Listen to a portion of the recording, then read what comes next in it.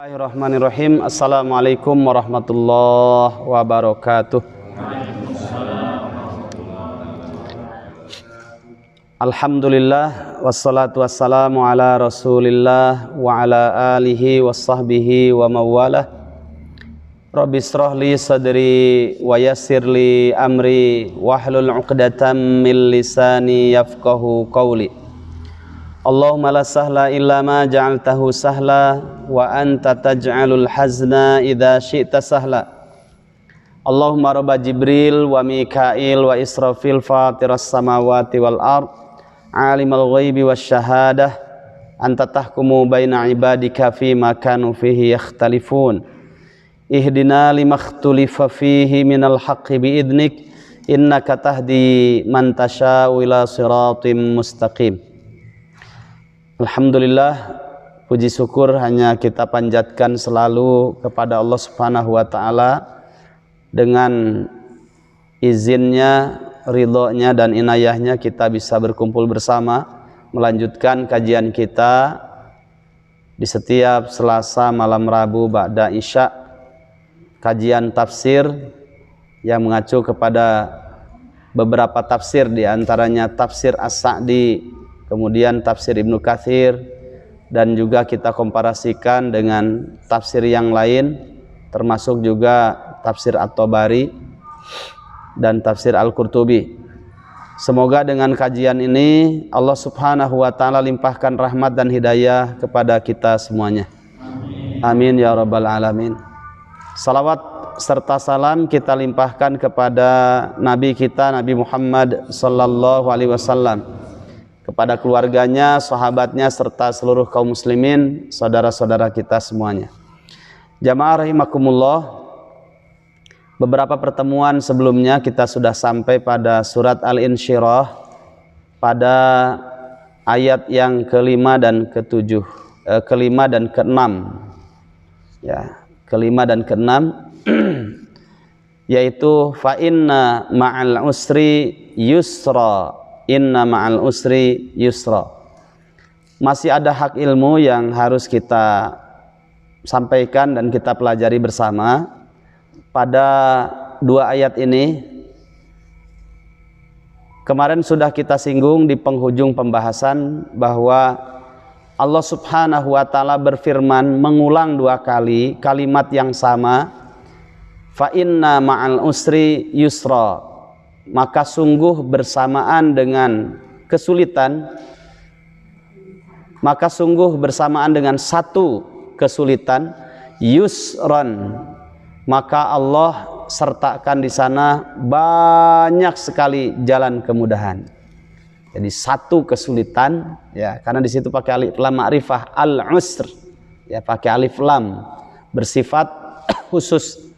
Maka sungguh bersama dengan satu kesulitan, yusron, yusronnya menggunakan nakirah bersifat umum, artinya banyak sekali cara, banyak sekali solusi, banyak sekali kemudahan. Bersamaan dengan satu kesulitan, banyak sekali kemudahan. Kemudian diulang lagi, inna ma'al usri yusron. Ini untuk meyakinkan, mentakkidkan, menguatkan hati orang-orang mukmin. Hidup ini merupakan ujian, ya. Siapa orang bertambah imannya, bertambah banyak ujiannya. Tapi setiap satu kesusahan, kesulitan, itu Allah sediakan banyak jalan menuju kemudahan, ya. Jadi jangan ragu, ya, jangan ragu. Ketika kita dikasih ujian, ya, kita harus berpikir, alhamdulillah, ini peluang untuk meningkatkan kualitas diri saya di hadapan Allah Subhanahu wa Ta'ala. Ada ujian lagi, alhamdulillah, ini kesempatan untuk meningkatkan taqarrub saya kepada Allah Subhanahu wa Ta'ala.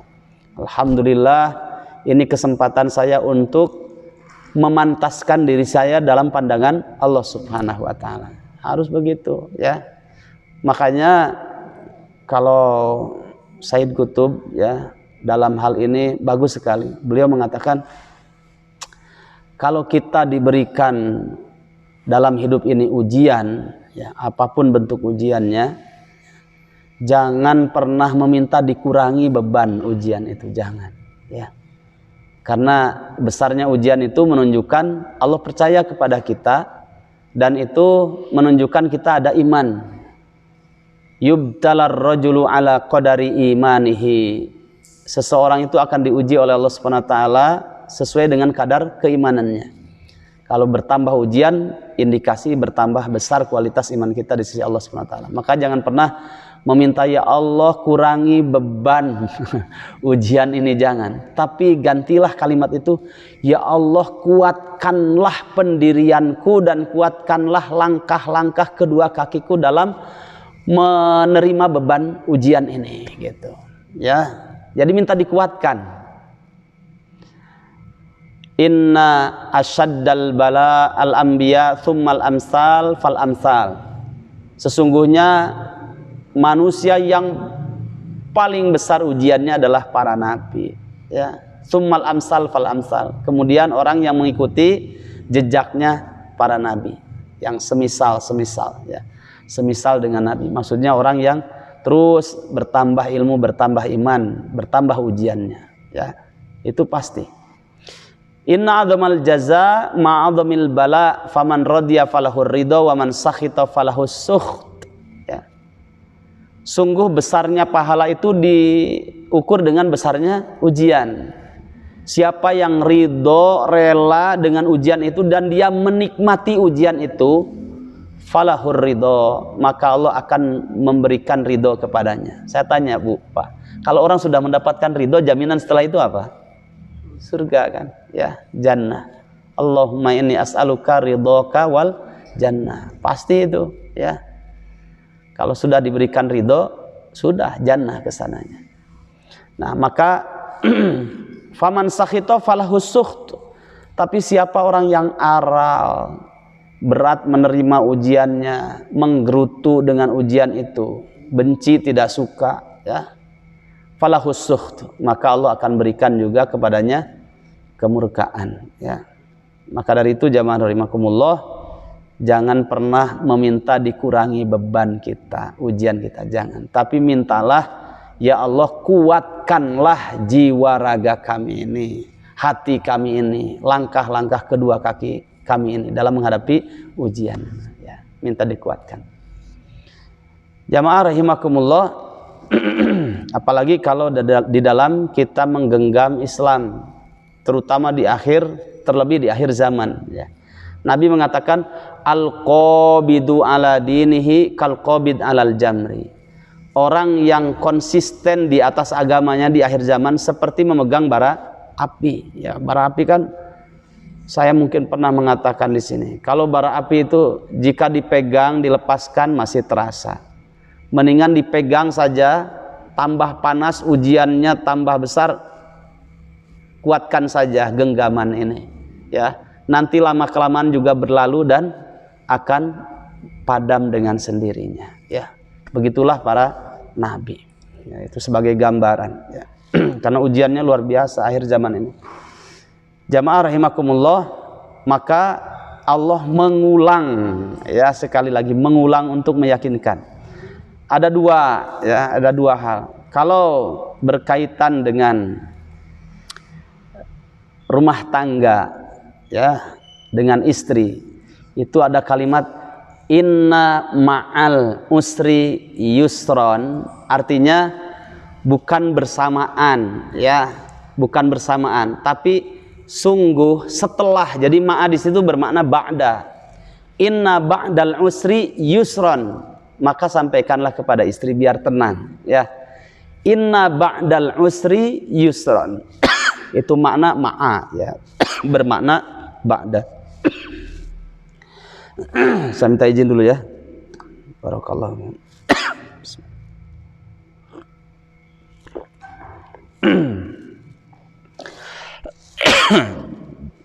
Itu ma'a di situ ba'da. Jadi sungguh setelah kesulitan pasti ada kemudahan, ya. Tapi kalau kaitan dengan perjuangan sebagaimana yang ditempuh oleh Rasulullah dan para sahabatnya, disitulah makna secara utuhnya ma'a itu bersama, ya, bukan setelah, gitu. Kalau dengan membangun rumah tangga, siapa? Ada orang yang langsung kaya Pak setelah menikah? Enggak ada itu. Pasti ripuh lah.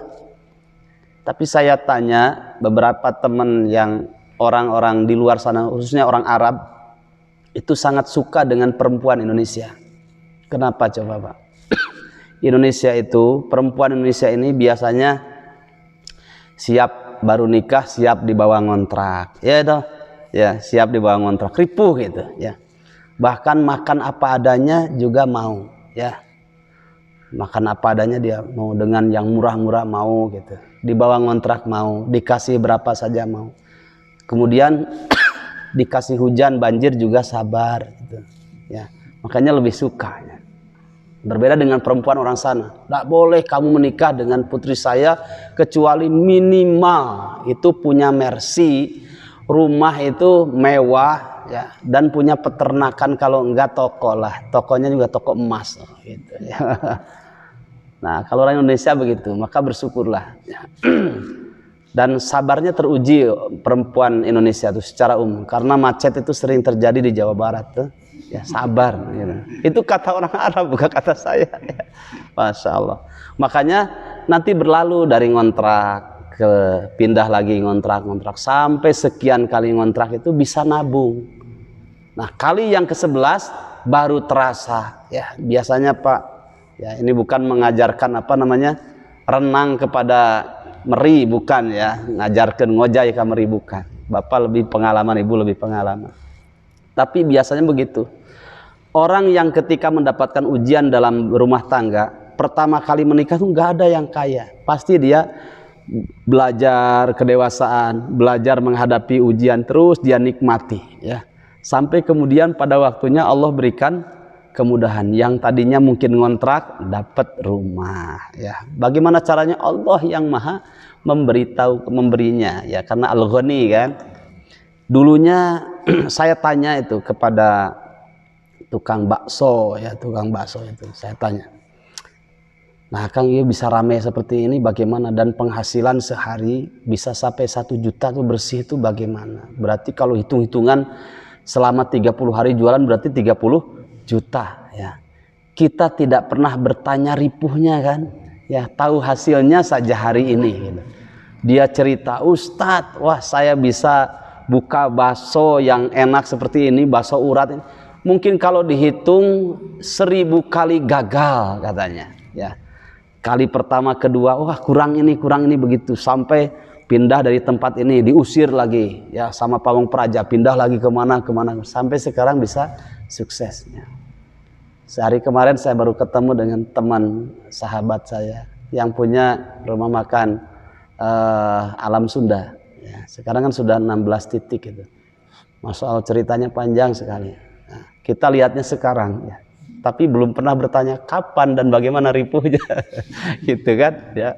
Nah, itu namanya kalau dalam urusan rumah tangga apapun ya, termasuk usaha, itu makna, kata Profesor Dr. Hamka, itu maknanya inna ba'dal usri yusron. Jadi tenang saja ya.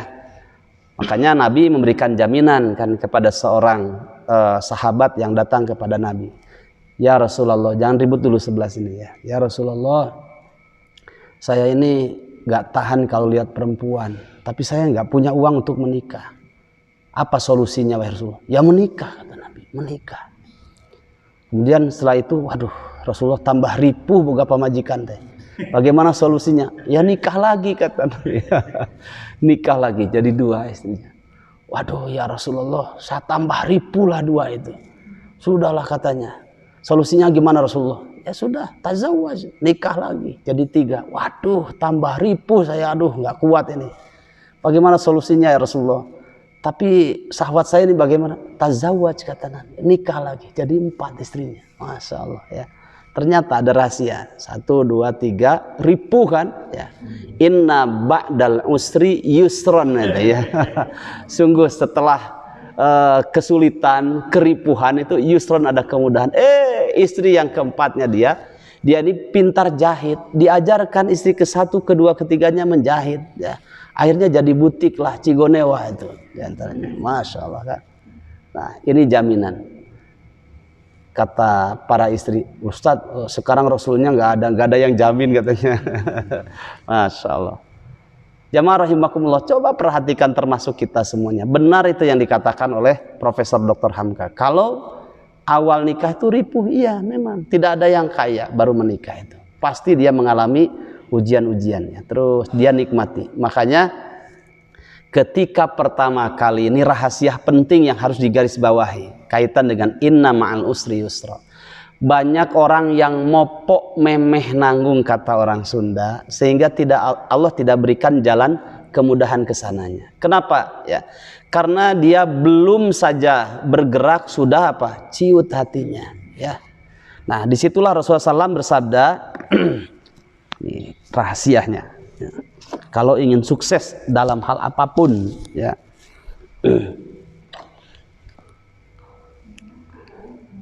kan ada di dunia mah tempat karipuhannya, nah, dinikmati saja. Ada kalimat as-sabru, orang besar tulisannya, as-sabru inda sudmatil ula.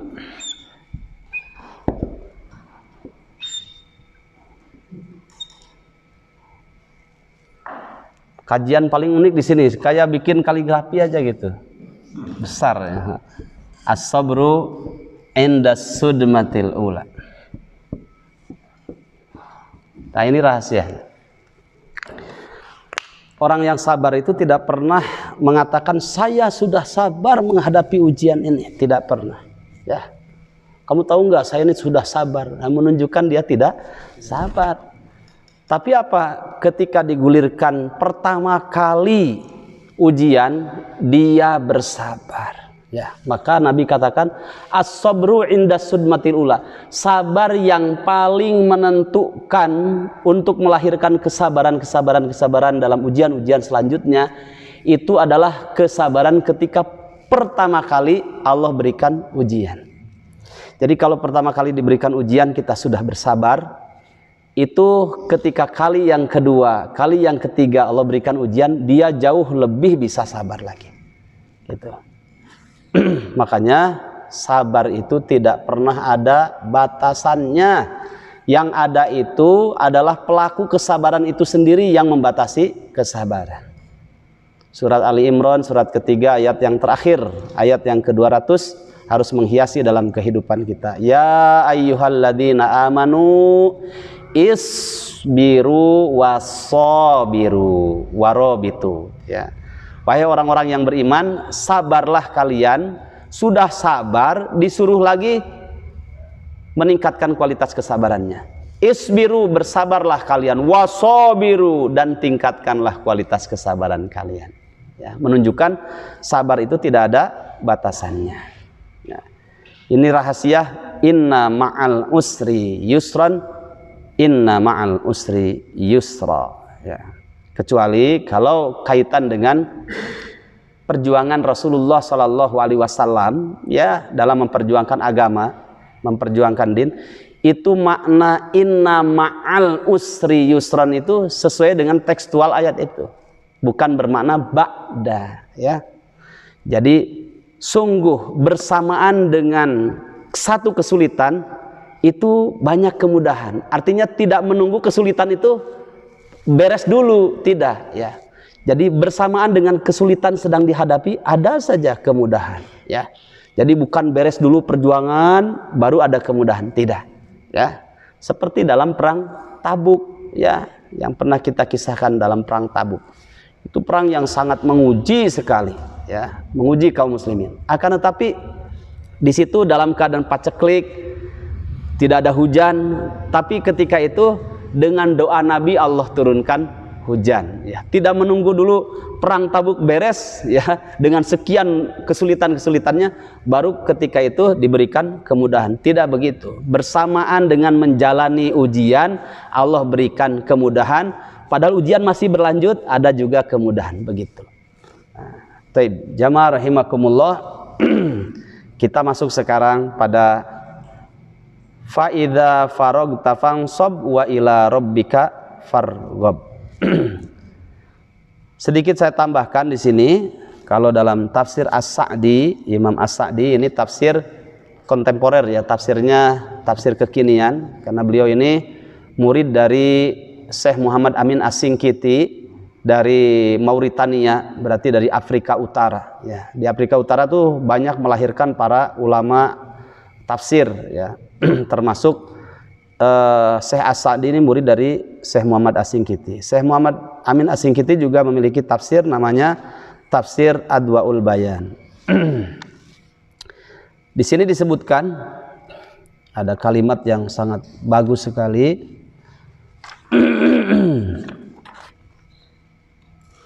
Bentar. Mengutip ayat ya untuk meyakinkan inna ma'al usri yusron, dilihat pada surat 65 ayat yang ke-7. Berarti surat apa itu? At-Tolaq ya. Ayat yang ke-7. Ada kalimat sayaj'alullahu ba'da usrin yusra ya. Allah Subhanahu wa taala akan jadikan setelah kesulitan satu kesulitan, Allah akan jadikan setelah kesulitan itu banyak kemudahan, pasti ya. Qala Nabi sallallahu alaihi wasallam, Nabi sallallahu alaihi wasallam bersabda, wa innal farja ma'al karbi wa inna ma'al usri yusra. Sungguh bersamaan dengan kesulitan, wa innal farja, sungguh solusi jalan keluar itu selalu saja dengan kesulitan, ma'al karbi. Wa inna ma'al usri, dan sungguh bersamaan dengan kesusahan, yusron, itu banyak kemudahan. Tapi yang menjadi pertanyaan jamaah rahimakumullah, ketika kita mendapatkan kesulitan, apa ya kunci untuk melepaskan kesulitan itu sendiri? Nah, ini penting ya. Banyak sekali diantaranya ketika kita mendapatkan kesulitan, ujian, maka segeralah kita menyadari diri dengan mengedepankan prasangka baik kepada Allah. Itu penting sekali ya. Karena ketika terkena ujian itu tengah bisani ya, secara fitrahnya itu menolak, karena fitrah manusia itu inginnya bahagia tidak terkena ujian gitu ya. Maka kalau orang mukmin itu terlihat dari lisannya. Tapi kalau orang terlihat dari lisannya, dia mengucapkan apa dari lisannya itu? Pertama, bukti berprasangka baiknya kepada Allah Subhanahu wa taala ketika pertama kali mendapatkan ujian, dia mengatakan kalimat istirja ya. Inna lillahi wa inna ilaihi rajiun. Allahumma jurni fi musibati wa khluf li khairam minha. Ya Allah, gantikanlah dari musibah yang kau gulirkan kepadaku dengan yang jauh lebih baik. Maksudnya adalah ridho Allah dan pahalanya. Kemudian setelah itu tingkatkan kualitas ibadah kita kepada Allah Subhanahu wa taala ya, ketika kita mendapatkan ujian. Contoh saja hal yang kecil gitu ya. Anak kita ini kenapa itu ya. Itu kan ujian tersendiri ya. Disuruh ke masjid susah. Istri juga pakai jilbab susah. Ini jangan dikira musibah, ini ujian gitu ya. Karena ujian itu kan tidak terlepas dari tiga keadaan. Satu, bagaimana kita melaksanakan perintah Allah. Kalau banyak alasan itu ujian tersendiri. Yang kedua, bagaimana kita meninggalkan larangan Allah Subhanahu wa taala. Kalau kita berat meninggalkan kebiasaan buruk kita, itu juga ujian tersendiri. Ya, musibah itu. Kemudian ada yang kedua, berupa yang ketiga, ujian juga, yaitu ketika terkena musibah ya, ketika terkena musibah. Tidak terlepas dari tiga keadaan itu, perintah, larangan, dan musibah. Itu ujian semuanya. Kemudian perbanyaklah sedekah ya, perbanyaklah sedekah. Kalau orang dulu dapat ujian tadi ya, kenapa anak saya, belum saya lanjutkan, kenapa anak saya ini susah gitu ya, bandel. Mereka segera mendekatkan diri kepada Allah dengan menambah kuantitas amal soleh dari sunnahnya. Ya mungkin qiraah Quran hanya 1 juz sehari. Kalau Bapak sehari berapa juz baca Quran? Kalau yang tertawa biasanya setengah juz kurang tuh. Ya. Biasanya saya 1 juz ini. Sekarang saya tingkatkan lagi tilawah saya jadi 2 juz. Demi apa? Demi memperbaiki hubungan kita dengan Allah SWT agar anak kita tambah soleh. Kenapa ya istri saya kok suruh pakai ini jilbab susah, suruh ngaji banyak alasan. Nggak usah salahkan istri kita. Ya. Yang pertama kali ini kan ujian musibah ya. Segera saya tahajudnya cuma 3 rakaat witir saja. Nanti malam saya akan tingkatkan qiyamul lail saja. Ya. Mungkin 4 rakaat tahajudnya, 3 rakaatnya witirnya. Atau ditambah 8 rakaat tahajudnya, 3 rakaat witirnya. Untuk apa? Untuk meningkatkan memantaskan diri kita dalam pandangan Allah Subhanahu wa taala yang kemudian nanti Allah jadikan anak kita jadi baik ya. Dan jangan lupa ada satu hadis ya. Rasulullah Shallallahu alaihi wasallam bersabda, "Man naffasa an mu'minin kurbatan min kurabid dunya naffasallahu kurbatahu fid dunya wal akhirah." Siapa saja orang yang melepaskan kesusahan orang lain dalam urusan dunianya, maka Allah akan lepaskan orang itu juga dari kesulitan hidupnya baik di dunia maupun di akhirat. Ya, masya Allah. Jamaah rahimakumullah. Biasanya kalau orang ya diminta tolong itu suka ada alasan. Ini ujian juga bagi kita ya. Saya lagi ada kebutuhan ini bisa pinjam nuju teu gaduh gitu. Padahal uang ada ya. Itu kadang di situ teruji kita ya. Nah, jamaah rahimakumullah, tidak dengan uang, nggak bisa, cukuplah dengan doa. Jangan sampai doa ini kita tidak memberikan kemudahan melepaskan kesulitan orang lain dengan doa kita. Ada satu kisah ya. Satu kisah, doa ini kan senjata bagi orang muslim ya, senjatanya. Ad-du'a huwal ibadah. Ada juga ad-du'a mukhul ibadah. Ya, doa itu adalah ibadah. Kalau namanya ibadah itu Pak, jangan ketika kita dalam keadaan sulit, susah baru berdoa. Ketika tidak ada kesusahan kita tidak berdoa. Ya, jangan ya. Doa ini ibadah, berarti selalu kita membutuhkan Allah Subhanahu wa taala ya. Waktu di Pakistan itu ada seorang ibu-ibu ya, ini dahsyatnya doa, dahsyatnya membantu orang lain ya, terlebih sedekah. Si ibu ini dia punya cucu ya. Cucunya dalam keadaan sakit ya, ada kelainan psikisnya. Kemudian sudah pergi ke tabib ini, banyak sekali dokter yang dia temui, tapi masih Allah berikan ujian ya, sejauh mana dia bersabar dalam ujian itu. Nah, kemudian dari sekian tabib-tabib yang ada dan belum menemukan kesembuhannya, dia tetap tancap hatinya berprasangka baik kepada Allah Subhanahu wa taala. Pasti Allah akan berikan solusinya.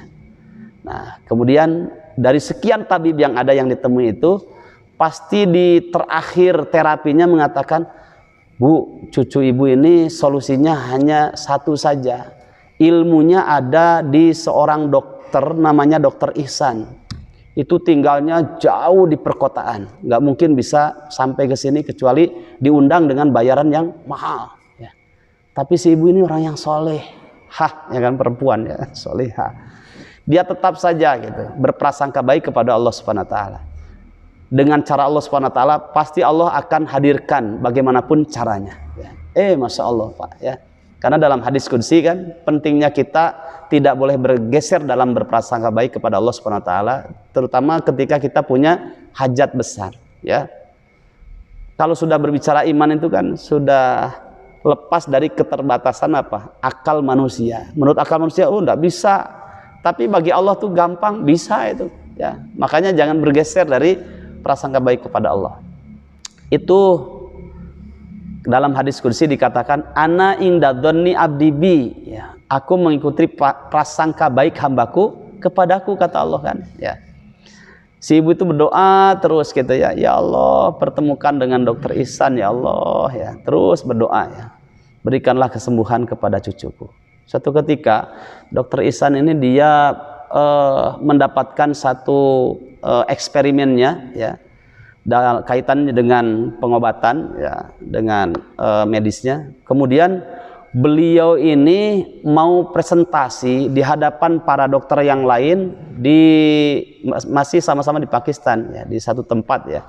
Itu sudah pada kumpul hari itu jam sekian sudah kumpul, ya, siang hari dalam tulisan itu. Pagi hari berangkat naik pesawat, Pak, ya, naik pesawat berangkat gitu ya, menuju kota yang dituju itu. Tapi Allah Subhanahu wa taala punya cara lain, ya, punya cara lain. Ternyata baru saja mau berangkat, ya, mau terbang, pesawat itu ada kerusakan. Akhirnya turunlah dan berhenti di bandara yang jauh lebih dekat, ya, tidak dipaksakan untuk berangkat ke bandara yang dituju, tidak, berhenti di situ.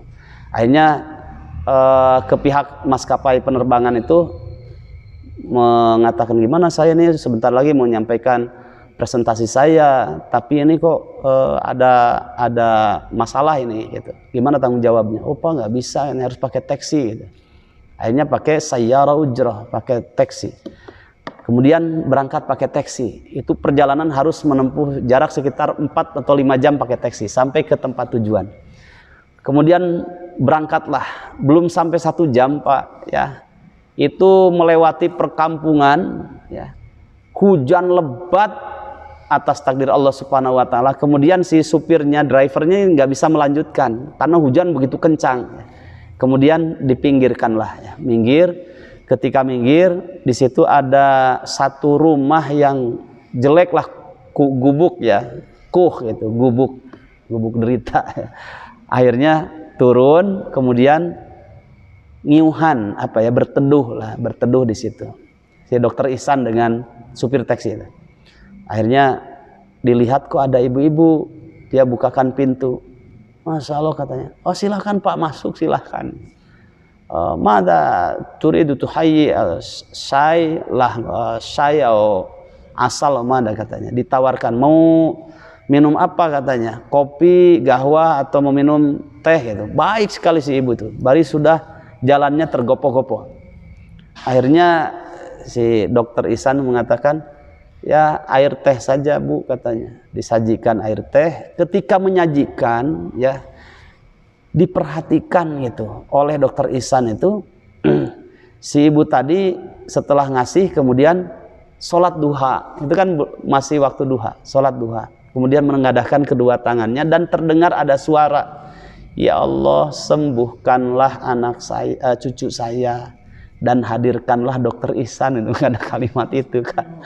Nah, akhirnya setelah itu si ibu tadi sudah selesai sholat menghampiri dokter Ihsan tadi. Bu, itu siapa? Cucu saya katanya.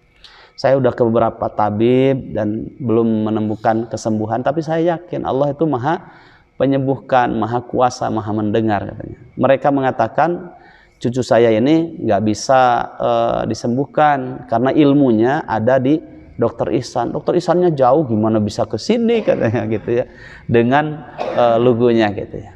Akhirnya saya dokter Ihsan katanya. Nah, disitulah Allah pertemukan antara si ibu tadi dengan dokter Ihsan. Ya, disitulah akhirnya diterapi dan atas izin Allah Subhanahu wa taala menemukan kesembuhannya. Nah, ini kan makna inna ma'al usri yusran, inna ma'al usri yusran itu tidak begitu saja kemudahan Allah berikan kecuali kepada orang-orang yang sabar dan yakin serta terus berprasangka baik kepada Allah Subhanahu wa taala. Ini ya. Kalau pertama kali sudah tidak sabar mendapatkan ujian, aing boga incu teh kieu ngaripuhkeun geus lah. Mendingan keneh pae daripada kieu mah.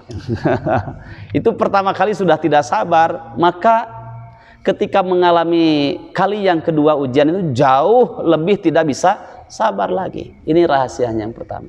Nah, bukti kesabaran tadi berprasangka baik, kemudian lisannya dijaga dan mengucapkan istirja, kemudian meningkatkan kualitas dirinya dalam pandangan Allah Subhanahu wa taala. Bahasa saya tadi memantaskan diri dalam pandangan Allah Subhanahu wa taala. Kemudian barulah setelah itu hampir di penghujung keputusasaan, bukan putus asa ya. Putus asa haram, tidak boleh ya. Tapi hampir di penghujung keputusasaan, sudah mentok ya.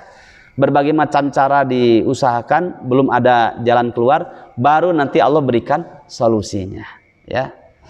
Ini belum saja bergerak, belum saja menempuh jalannya, sudah mopok ya. Tidak mungkin Allah berikan jalannya. Tarjun najata walam tasluk masalikaha innas safinata la tajri alal yabas.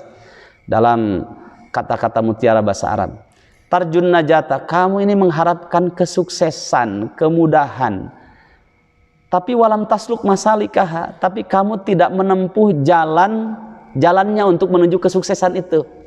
Innas safinata la tajri alal yabas. Ketahuilah, sungguh bahtera itu tidak pernah berlayar di atas daratan, tidak pernah ya. Nah, taib jamaah rahimakumullah. Fa idza faragta fansab. Ya, sekarang masuk pada ayat fa idza faragta fansab, maka jika kamu Muhammad telah longgar dari satu pekerjaan, fansab, maka sempurnakanlah dengan pekerjaan yang lainnya.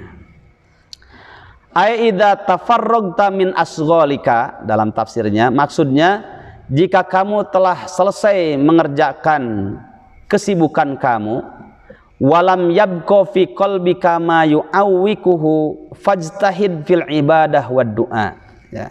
Kemudian kalau kamu belum yakin dalam hatimu ya, masih ada hal yang belum tersempurnakan dari pekerjaan itu, padahal sudah selesai, tapi seperti ada yang kurang sempurna, ini apa gitu.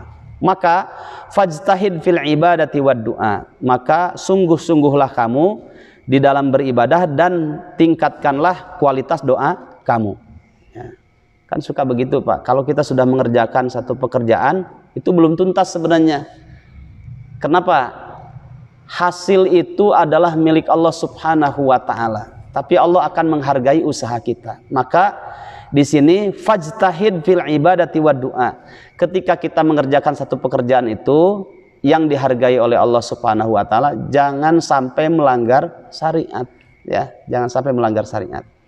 Jadi kalau sudah mengerjakan satu pekerjaan itu dihargai oleh Allah Subhanahu wa taala, maka Allah tidak akan pernah bertanya tentang hasil, tapi yang dihargai Allah adalah usaha kita benar dan tidaknya sesuai syariat. Nah, untuk menyempurnakannya, tingkatkan kualitas ibadah kita ya. Setelah kita kerjakan ini satu pekerjaan, kemudian kita tingkatkan ya kedekatan kita kepada Allah dan kita berdoa, ya Allah, berikanlah kemudahan atas pekerjaan yang saya kerjakan ini dan berikanlah keberkahan ya dari pekerjaan yang saya kerjakan ini ya. Nah, ayuhal ikhwah rahimakumullah. Kemudian wa ila rabbika wahdahu farghab ya, dan kepada Rabbmu saja farghab, maka tingkatkan harapanmu. Maksudnya a'dzamur ragbati fi ijabati du'aika wa qabuli ibadatika, yaitu besarkanlah harapanmu agar doamu itu diijabah, dikabulkan, dan apa yang kamu perbuat dari ibadah diterima di sisi Allah Subhanahu wa taala. Nah, wala takum mimman idza faragu wa tafarragu la'ibu wa a'radu an rabbihim wa an dzikrihi fatakunu minal khasirin. Jadi jangan sampai begini, habis ibadah kemudian merasa cukup dengan amal soleh yang kita kerjakan itu, kemudian kita leha-leha ya. Jadi setelah mengerjakan, sudah selesai, alhamdulillah sudah selesai, setelah itu apa ya, catur ya, ngusep ya. Nah, memang dalam hadis itu ya, Rasulullah SAW itu menyatakan, kata Rasulullah SAW, likulli amalin syirrotan, walikulli sirratin fatratan, ya, likulli sirratin fatratun, walikulli fatratin likulli amalin sirratun, walikulli sirratin fatratun. Faman kanat fatratuhu ila sunnati faqad aflaha, waman kanat fatratuhu ila ghairi dzalika faqad halaka. Ada dalam riwayat yang lain faqad khaba wa khasara.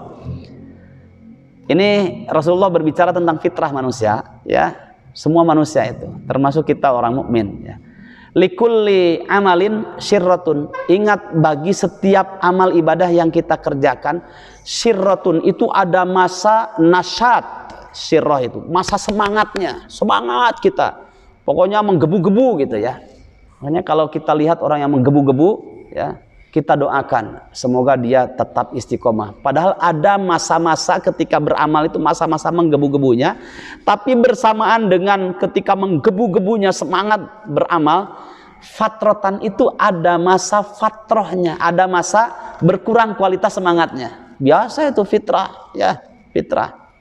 Makanya kata Nabi, faman kanat fatratuhu ila sunnati faqad aflaha. Siapa yang ketika masa semangatnya berkurang, ya mungkin ada malas-malas sedikit lah, nah, maka ketika dia masa-masa fatrohnya, masa-masa kurang semangatnya itu ila sunnati, dia arahkan untuk mengerjakan sunnahku, faqad aflaha, maka orang itu dia termasuk orang yang beruntung, ya. Kan ada masa-masa begitu, Pak. So, coba semuanya saja, ya. Waman kanat fatratuhu ila ghairi dzalika faqad halak.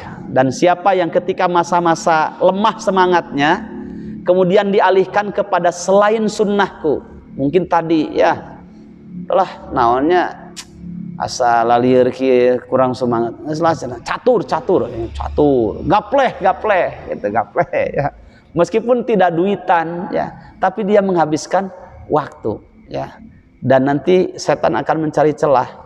Dari main gapleh yang tidak duitan akan ditimbulkan lagi, wah tong cuma main saja refreshing, nges duitan meh rame, ya, meh yakin, oh yakin, nah, terus main gapleh teh bagus, ya, mengotak-atik otak biar jadi cerdas.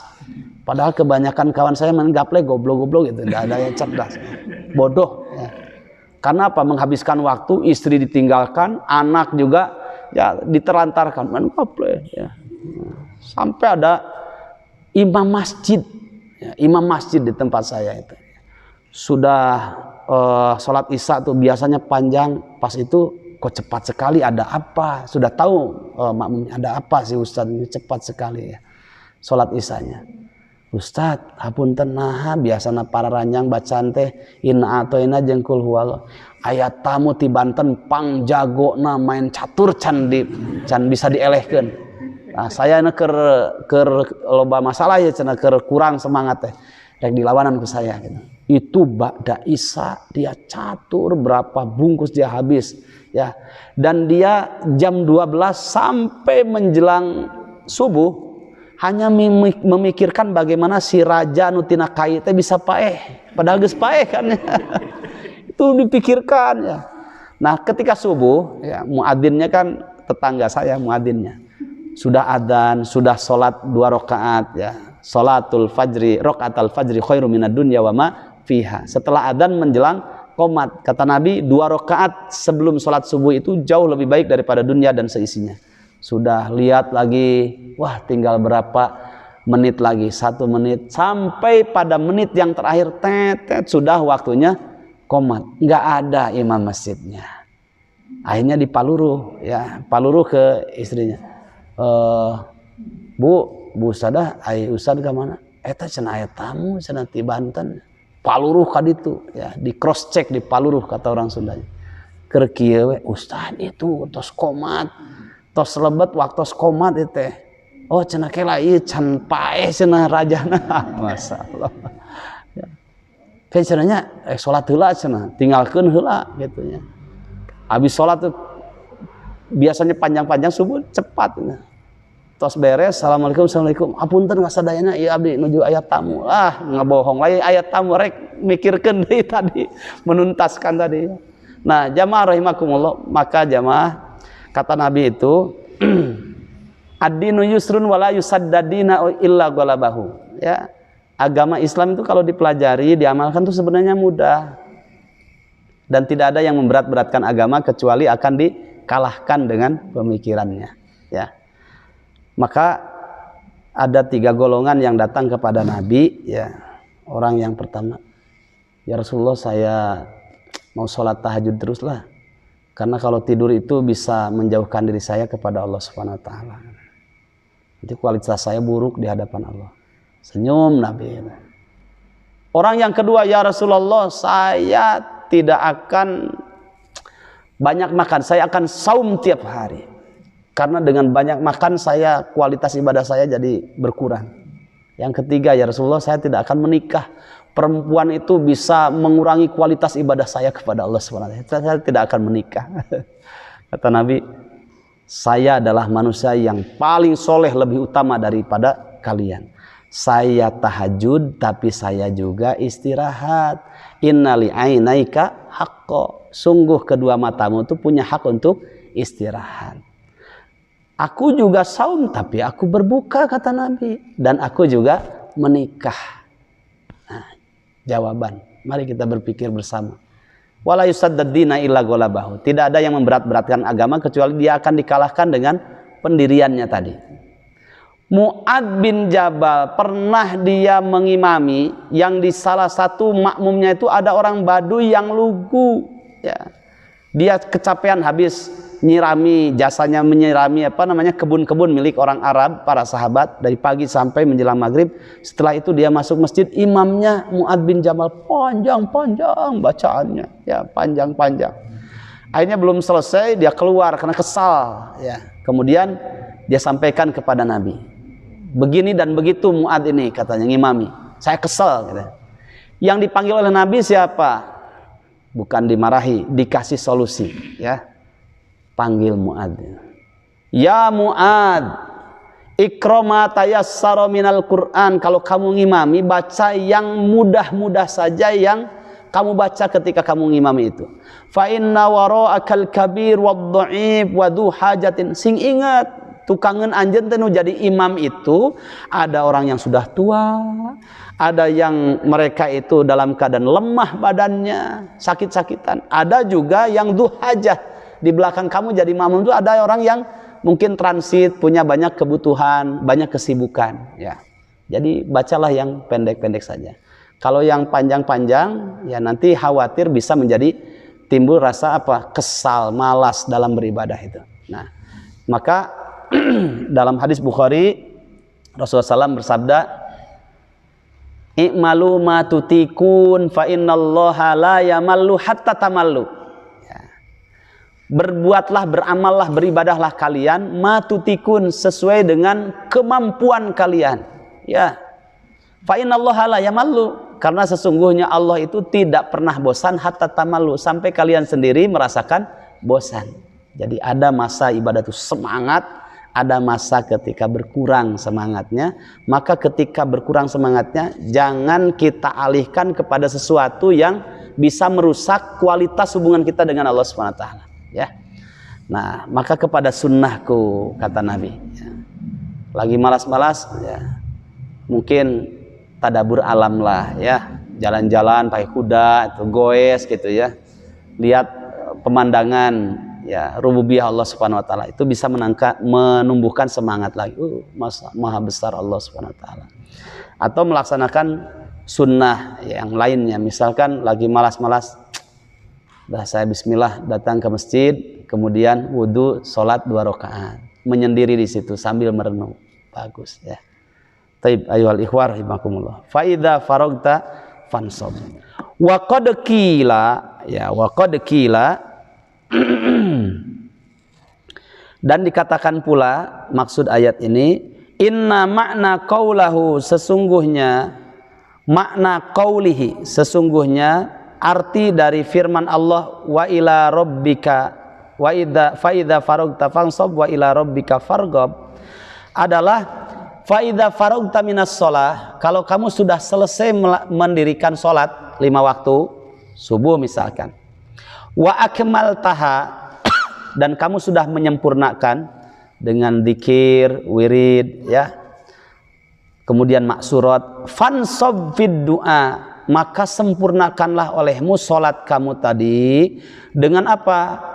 Menajamkan doamu.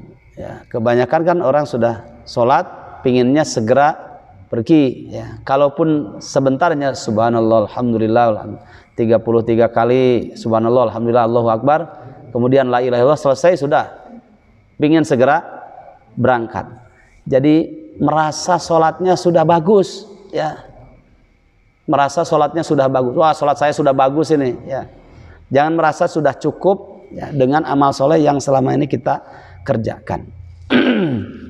Tapi tambahlah, sempurnakan dengan doa, ya Allah ya Rob, tampi sholat abdi tadi, sholat subuh tadi, ya Allah tampi, ya, sarang doa abdi, wirid abdi, zikir abdi tampi ya Allah. Jarang kan kita begitu, ya, berdoa meminta kepada Allah. Kemudian ya Allah istiqomahkanlah saya, misalkan tadi saya masbuk 1 rakaat, maka berikanlah kesadaran dan kemudahan untuk kedepannya sholat 5 waktu agar tepat waktu, tidak tertinggal takbiratul ihramnya imam. Minta kepada Allah, ya, berdoa. Karena rahasia baik dan tidaknya kualitas seorang mukmin itu pada sholatnya, dari 5 waktu sholatnya, terutama 2 waktu sholat, yaitu isya'nya dan subuhnya. Inna athqala sholatin alal munafiqina sholatul isya wa sholatus subh walau ya'lamuna ma fihi ma la atauhuma walau habwan. Ada 2 waktu sholat yang sangat berat sekali bagi orang-orang yang dalam hatinya ada sifat kemunafikan, yaitu sholat isya dan sholat subuh. Seandainya mereka mengetahui hikmah, rahasia, dan pahala di balik 2 waktu sholat itu, la atauhuma walau habwan, pasti mereka akan mendatangi 2 waktu sholat itu meskipun dalam keadaan merangkak. Kemudian wa ila rabbika farghab fi su'ali matalibika.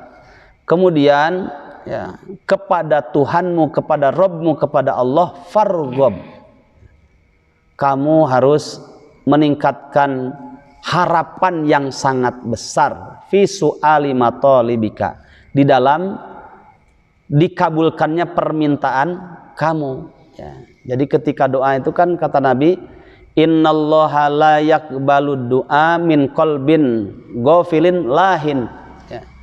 Sungguh Allah tidak akan, ya, mengabulkan, mengijabah doa dari hati orang yang berdoa tapi hatinya itu ghafilin, lalai, lahin, dalam keadaan tidak memaknainya. Jadi doa sekedar doa gitu, ya, tapi tidak menghadirkan harapan gitu. Jadi hadirkan harapan agar doa kita dikabulkan. Karena memang dalam ibadah itu kan harus ada 2 rukun dalam ibadah. Kalau syarat dalam ibadah berdasarkan surat Al-Kahfi ayat yang terakhir, ya, ikhlas dan sesuai dengan sunnah Rasul. Tapi kalau rukun dalam ibadah itu ada 2, ya. Disempurnakan dengan yang ketiga. 1,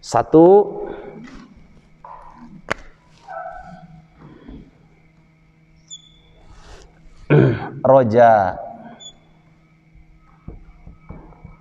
atau rogbah, kemudian khauf, kemudian mahabbah.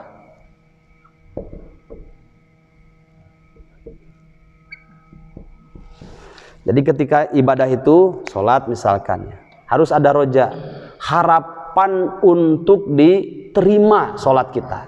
Nah, kita berharap kepada Allah, ya Allah abdi bade sholat, ya Allah tampi, ya Allah berikanlah kehusuan, ya, minta kepada Allah. Selesai sholat kita pantaskan lagi, ya, tajamkan lagi doa kita, ya Allah tampi sholat abdi namanya, ya Allah tampi doa abdi namanya, ya Allah zikir abdi, wirid abdi tampi, ya Allah. Itu namanya rogbah, ya.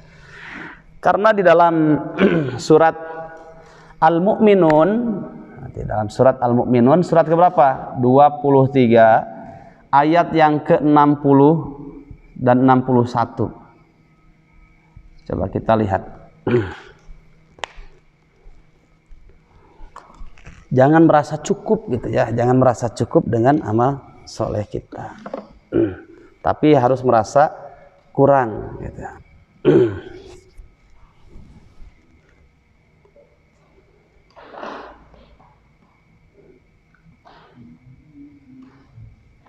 Surat 23 ayat 60 61.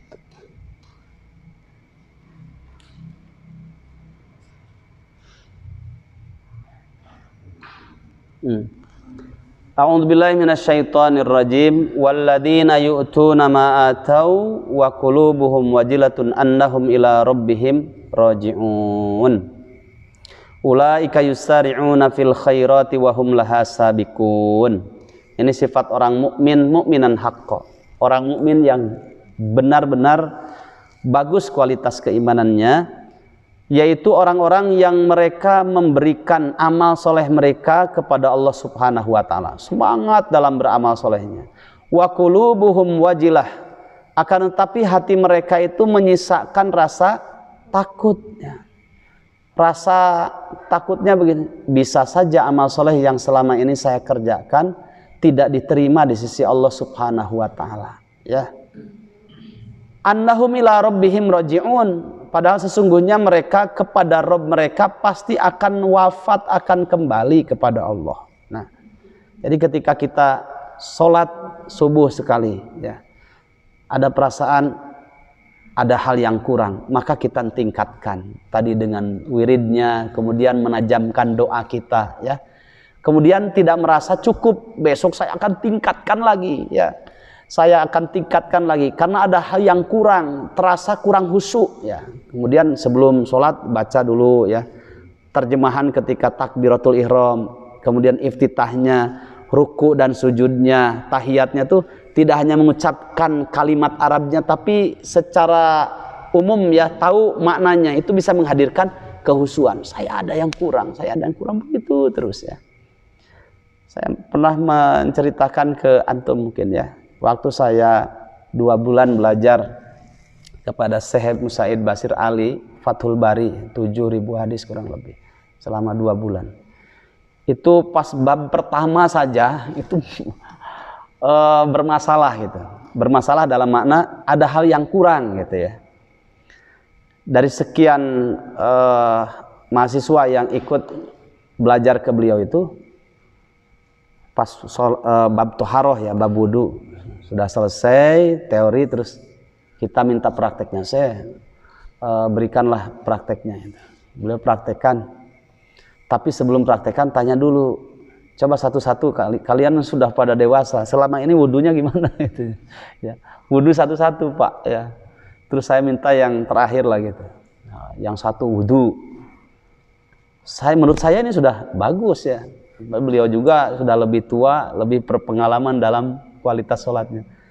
Terus kaifa ra'yuka ya Syekh, tanya, gimana menurut anda wahai guru gitu. Syekh, khoto, ada salahnya. Oh, di mana salahnya? Makanya selama ini sudah sholat bertahun-tahun, wudhu bertahun-tahun. Akhirnya orang yang kedua ketika pas terakhir saya pelajari dulu kan, yang pertama mungkin kurangnya ini. Nah, pas terakhir, insya Allah saya paling benar. Saya kan harus pede kan, ya.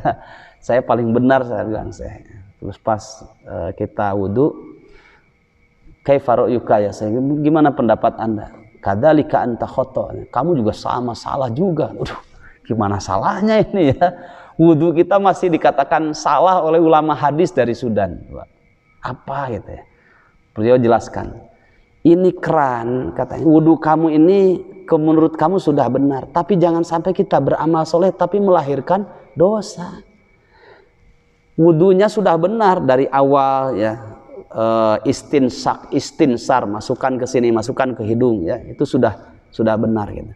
Tapi ketika kamu memasukkan ke air ke hidung atau ke mulut, ini air dari keran masih keluar.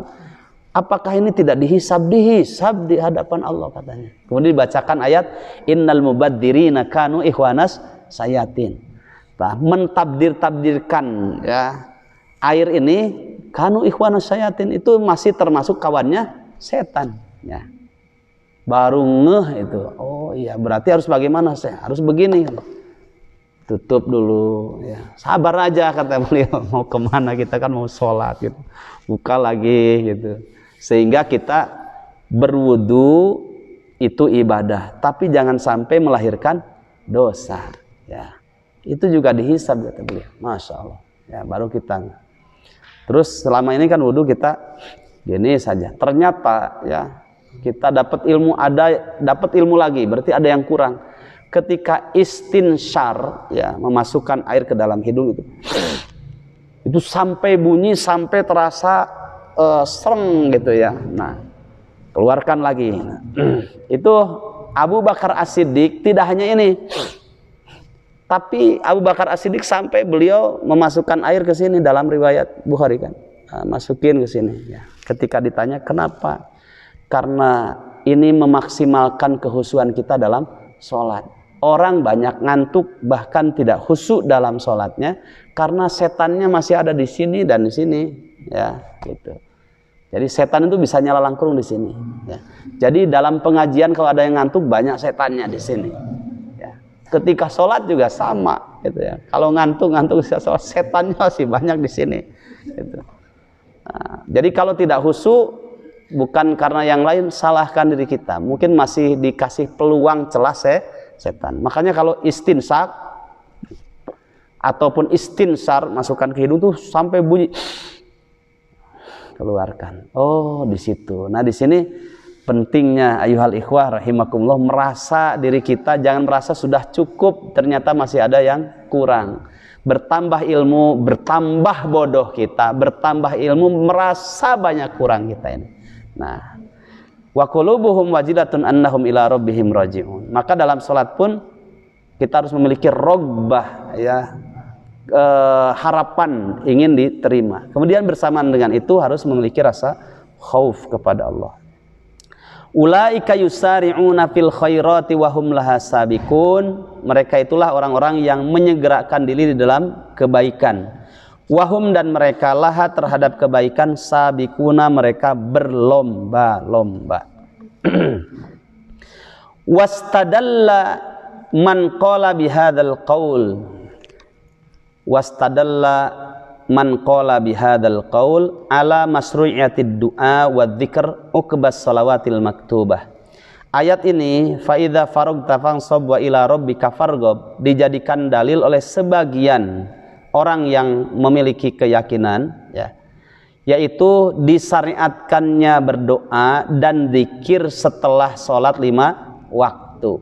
Sholat 5 waktu sudah selesai, faida farogta, fansobnya dengan dia berzikir.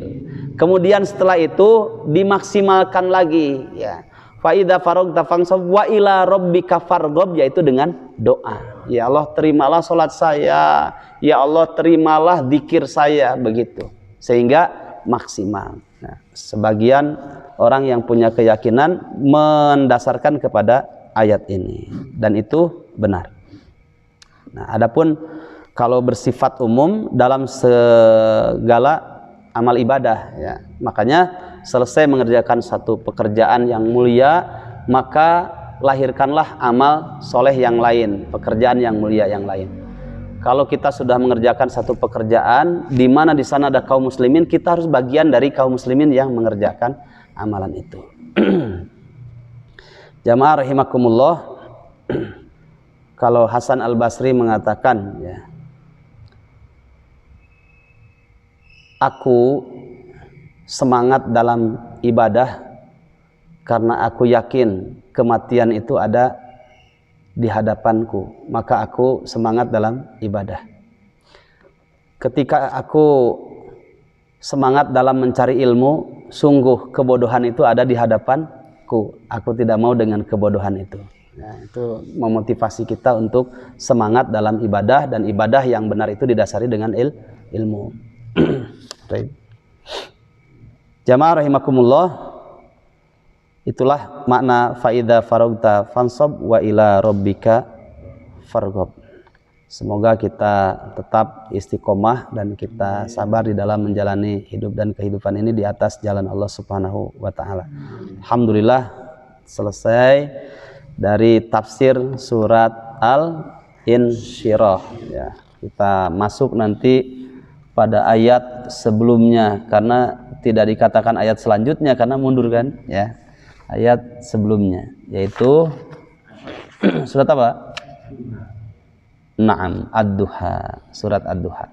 Nah, ini lebih menarik lagi karena ayatnya diawali dengan sumpah ya, wadduha wal laili idza saja. Wah, masyaallah, indah sekali ya. Insyaallah banyak yang tersindir dan tergugah dengan ayat ini ya, kaitan dengan waktu duha ya. Baik, barakallahu fikum. Semoga pekan depan kita bisa ketemu lagi. Yang benar dari Allah, yang keliru dari diri saya sendiri. Mudah-mudahan Allah mengampuni dosa kita semuanya. Billahi taufiq wal hidayah. Assalamualaikum warahmatullahi wabarakatuh.